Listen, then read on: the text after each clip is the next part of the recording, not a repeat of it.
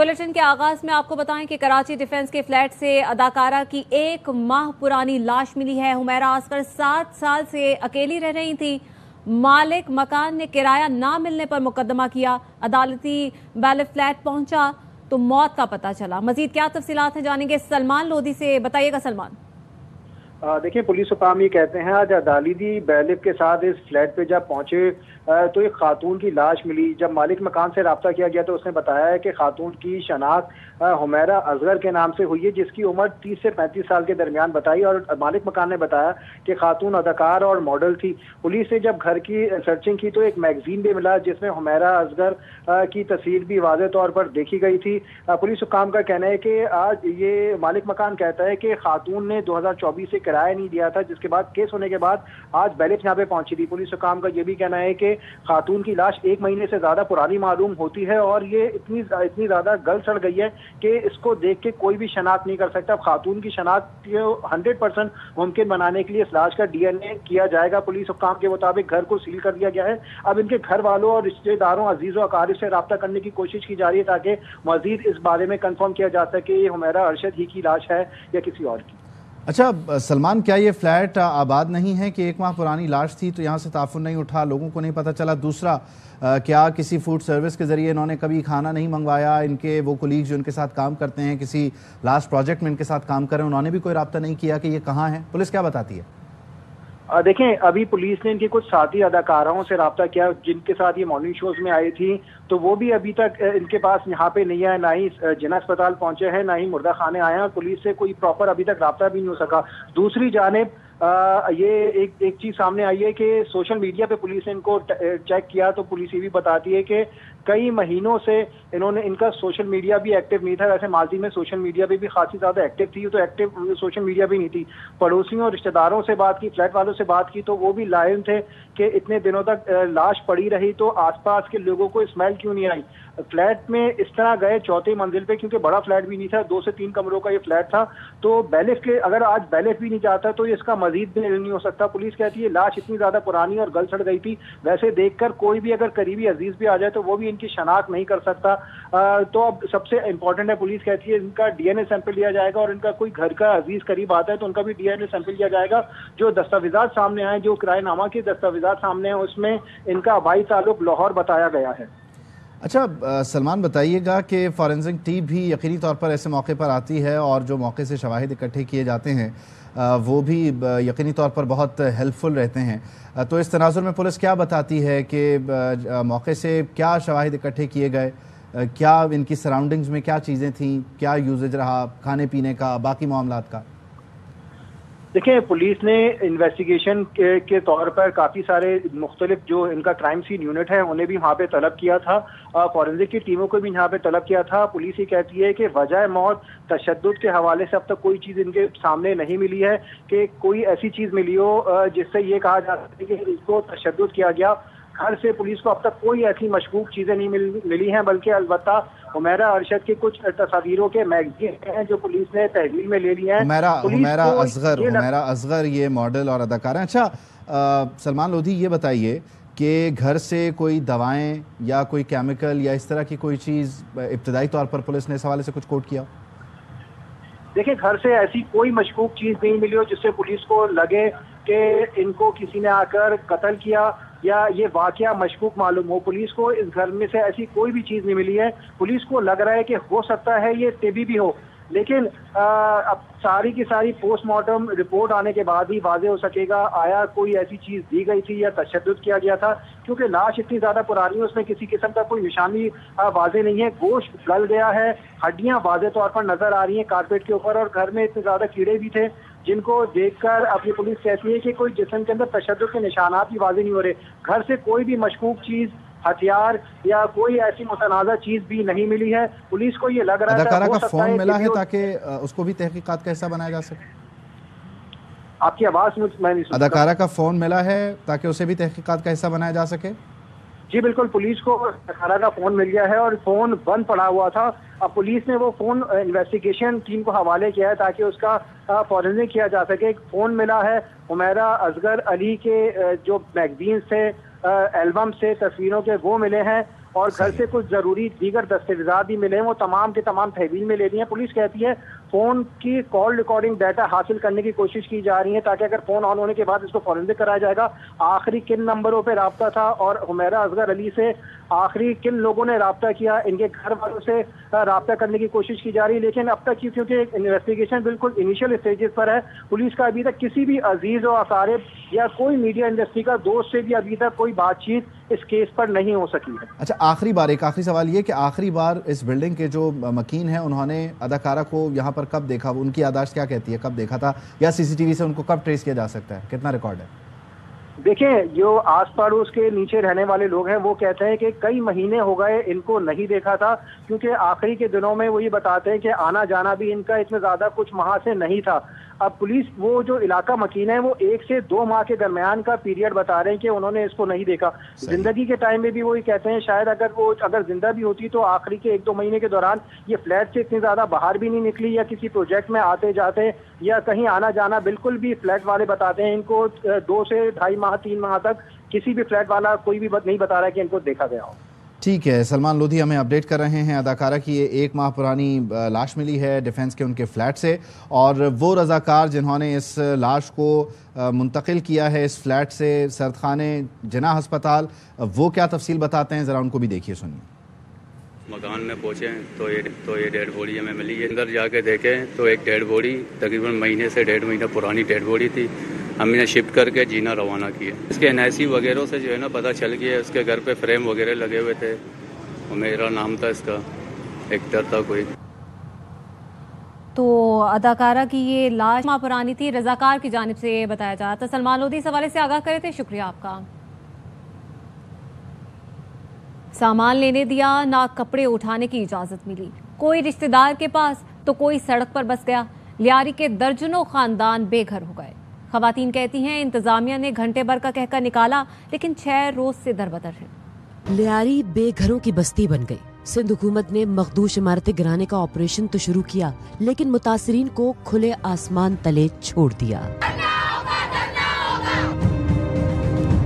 Baghdadi में 5 रोज कबल 6 मंजिला इमारत गिरने के बाद सिंध बिल्डिंग कंट्रोल अथॉरिटी ने मखदूश इमारतें बुलडोज करना शुरू कर दी। दर्जनों खानदानों को घरों से कपड़े तक उठाने की मोहलत न मिली। के लिए हम बैठे हुए, कितना हम दूसरों के घर में रहेंगे? इतना सारे लोग कहाँ जाएंगे, किस किस के घर में जाएंगे? एक मेरा पोता है, ना मेरा मियाँ है, ना मेरा कमाने वाला है, अल्लाह का जात है। हमारे बेटे का दोस्त उसके घर में सामान रखते, फिर कहीं जाएंगे अजीजों के घर, कोई बैठा या नहीं बैठा, अल्लाह। ख्वातीन ने इंतजामिया के रवैये के खिलाफ एहतजाज किया और कहा इंतजामिया ने घंटे भर का कहकर बिल्डिंग से निकाला। आज 6 रोज गुजर गए, दर बदर है, ताले ना खोले गए तो यही बिस्तर लगा लेंगे। रेस्क्यू करने का निकाला 1 घंटे में, आज 6 दिन है। पेटों का अमीरों का घर नहीं है, सब गरीब है, पुरसाने आलू वाला कोई नहीं है, मगर हम लोग को क्यों बेघर किया? शाम तक हम लोग को इजाजत नहीं मिलेगा, आकर यहाँ पर बिस्तर बिछाएंगे, हम लोग सोएंगे। मखदूश करार दी गई इमारत के अतराफ की गलियां सील करके पुलिस एहलकार तैनात कर दिए गए हैं। बिल्डिंग कंट्रोल हुकाम का कहना है इमारतें गिराने और इलाके की सफाई में 1 माह का वक्त लगेगा। 6 मंजिला इमारत का मलबा उठाने के दौरान 3 मंजिला इमारत बुरी तरह लरस गई थी, जिसकी वीडियो भी सामने आई थी। इस इमारत की बालाई मंजिल की दीवारें गिरा दी गई हैं।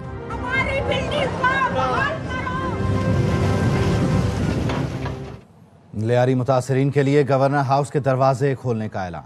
लवाहिकीन को 80-80 गज के प्लॉट भी मिलेंगे। गवर्नर कामरान टिसोरी बगदादी में जाए हादसा पहुंच गए। कहा बेघर होने वालों को राशन भी गवर्नर हाउस से ही देंगे। सैलानी से तबाह होने वाले 40 रक्शे भी दिलाएंगे। गवर्नर ने सिंध हुकूमत से कहा बेघर होने वालों को कम से कम 6 माह का किराया दिया जाए। मखदूश बिल्डिंग के लवाहिकीन के लिए हम 80-80 गज के प्लॉट का ऐलान कर, बिल्डिंग खाली भी हो रही है, उसके लोग भी हमसे रब्ता करें। राशन का इशू होगा वो भी गवर्नर हाउस दे। कई 100 फैमिलीज खड़ी हैं जिनके घर खाली हुए। बहनों और भाइयों को ये यकीन दिलाता हूँ कि मैं उनको मायूस नहीं करूँगा। गवर्नर हाउस के दरवाजे आपके लिए खुल गए। जिस किस्म की सहूलतें चाहिए हमारी तरफ से हाजिर है। अच्छी बात है। सिंध हुकूमत ने कमेटी भी बनाई, PCA को बरतरफ भी किया, लेकिन चेहरे बदलने से निजाम ठीक नहीं हो, सिस्टम बदलने की जरूरत। बिल्डिंगें खाली कराई जा रही हैं उनको, और जो मुतासरीन है उनको कम से कम 6 महीने का किराया सिंध हुकूमत अपने जिम्मे ले। 40 रक्शे, 40 के 40 लोगों को हम सैलानी से रक्षा दिलवा देंगे। 5 दिन बाद जाए वकू पहुंचने पर गवर्नर साहब का शुक्रिया।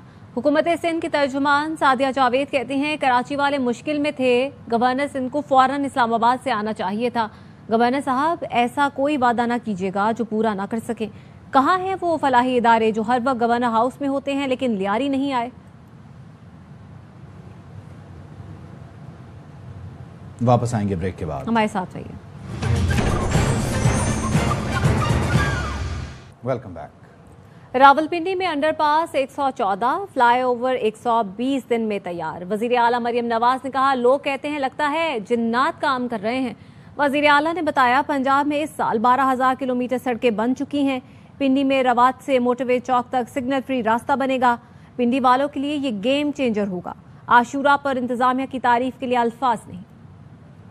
पंजाब में एक साल में 12,000 किलोमीटर्स की रोड्स बनी। By the end of this year 19,000 something kilometres road बना चुके होंगे। लोग भी इस तब्दीली को महसूस कर रहे हैं और मैं भी। ये 2 प्रोजेक्ट्स, एक प्रोजेक्ट 114 दिन में मुकम्मल किया, दूसरा प्रोजेक्ट 120 डेज, इतनी जल्दी कंप्लीट किया है। मुझे ऐसे लगता है कि ये छोटा सा एक मिरेकल है। कभी कभी लोग कहते हैं कि ऐसे लगता है जिन्नात काम कर गए। 30 साल से हमारी जो सड़कें नहीं बनी थी वो सड़कें अब बन गई हैं। रवात से मोटरवे चौक तक पूरा सिग्नल फ्री कॉरिडोर हम पिंडी के लिए बना रहे हैं। पिंडी के सिटीजन्स के लिए ये एक गेम चेंजर मंसूबा होगा। आशूरा गुजरा है, जितनी मेहनत से, अकीदत से ड्यूटी एडमिनिस्ट्रेशन ने दी है, मिनिस्टर्स ने दी है, पुलिस ने दी है, मेरे पास अल्फाज नहीं है कि मैं उनकी तारीफ करूं। बलूचिस्तान के कई देहात अब भी पत्थर के दौर में हैं।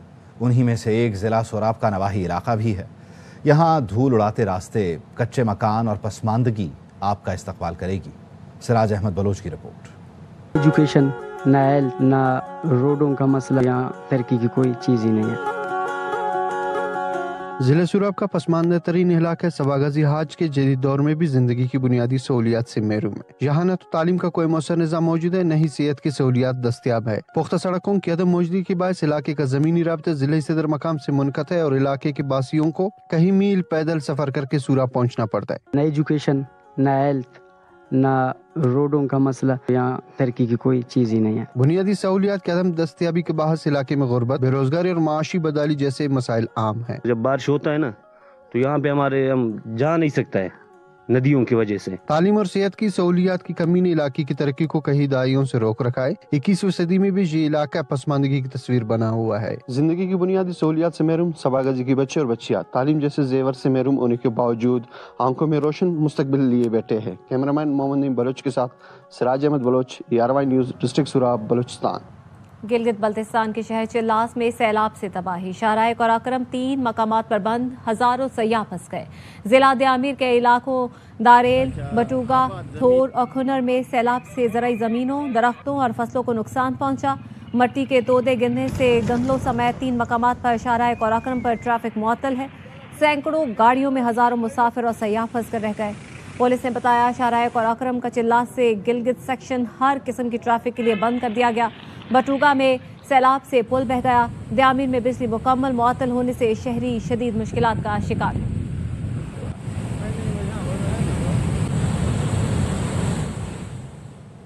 एक दूसरे के खिलाफ आग उगलने वालों की मुस्कुराहट भरी मुलाकात। वज़ीर आला खैबर पख्तूनख्वा, गवर्नर फैसल करीम कुंडी और अमीर मकाम की वीडियो वायरल हो गए। सियासी मुखालिफिन खुशगवार अंदाज में तबादला ख्याल कर रहे हैं। मजीद जान लेते हैं ब्यूरो चीफ पेशावर ज़ियाउल हक से। ज़ियाउल हक, बताइए किस मौके की है ये खुशगवार मुलाकात और मौजू क्या रहा? जी, आज चूँकि chief justice Peshawar high court की हल्फ बर्दारी थी तो उस हवाले से गवर्नर हाउस में ये तीनों की मुलाकात हुई है और ये तीनों जो है गवर्नर हाउस में, गवर्नर चैम्बर में उनकी मुलाकात हुई और इस मुलाकात को सोशल मीडिया पे काफ़ी तनकीद का निशाना बनाया जा रहा है और उसकी मुख्तलिफ वजूहात बयान की जा रही है। एक तो गवर्नर के अली अमीन के खिलाफ तुंद तेज़ बयानात हैं, दूसरे अमीर मकाम के होटल के हवाले से जो कार्रवाई हो रही थी और अब आज रोक दी गई है क्योंकि उसको कानूनी करार दे दिया गया था उस तनाजुर में और फिर अली अमीन पर जो PTI के लोग हैं वो भी शदीद तनकीद का निशाना बना रहे हैं उनको कि ये आपस में एक दूसरे के खिलाफ बयानबाजी करते रहते हैं, जबकि जो असल मकसद है PTI की तहरीक का वो इस वजह से जो है तो वो कमज़ोर होता जा रहा है। तो ये इस हवाले से इस वक्त सोशल मीडिया पे काफ़ी इस पर बहस चल रही है। बहुत शुक्रिया ज़ियाउल हक। वज़ीर-ए-आज़म शहबाज शरीफ ने कतरी शहजादी शेखा अस्मा अल सानी को पाकिस्तानी कोहसारों और सयाहत का सफ़ीर मुकर्रर कर दिया। वज़ीर-ए-आज़म की नांगा पर्वत सर करने पर शेखा अस्मा अल सानी को मुबारकबाद। कहा, कतरी शहजादी का ये कारनामा मुतासिर कुन है। शेखा अस्मा की कामयाबी हिम्मत और अज़्म का पैगाम और दोनों मुल्कों की दोस्ती का सबूत है। कतरी शहजादी शेखा अस्मा अल सानी ने 8000 मीटर से बुलंद चोटी नांगा पर्वत सर की है। शेखा अस्मा नांगा पर्वत सर करने वाली पहली कतरी खातून है। शेखा अस्मा 8000 मीटर बुलंद 9 चोटियां सर कर चुकी हैं। इस्राएली वज़ीर आज़म नेतन्याहू ने सदर ट्रंप को नोबेल इनाम के लिए नामजद कर दिया। अमरीकी सदर डोनाल्ड ट्रंप और इस्राएली वज़ीर आज़म नेतन्याहू के दरमियान वाइट हाउस में मुलाकात हुई। बैनुल-अक़वामी अमन, मशरिक़ वस्ता की सूरत हाल और बाहमी ताउन पर तफसीली तबादला ख्याल किया गया। इस मौके पर नेतन्याहू ने कहा, सदर ट्रंप ने मुतअद्दिद बैनुल-अक़वामी तनाज़ात के हल में कायदाना किरदार अदा किया। यही किरदार उन्हें नोबेल इनाम का हकदार बनाता है। नेतन्याहू ने बताया, इसराइल ने नोबेल कमेटी को सिफारिश का खत इरसाल कर दिया है।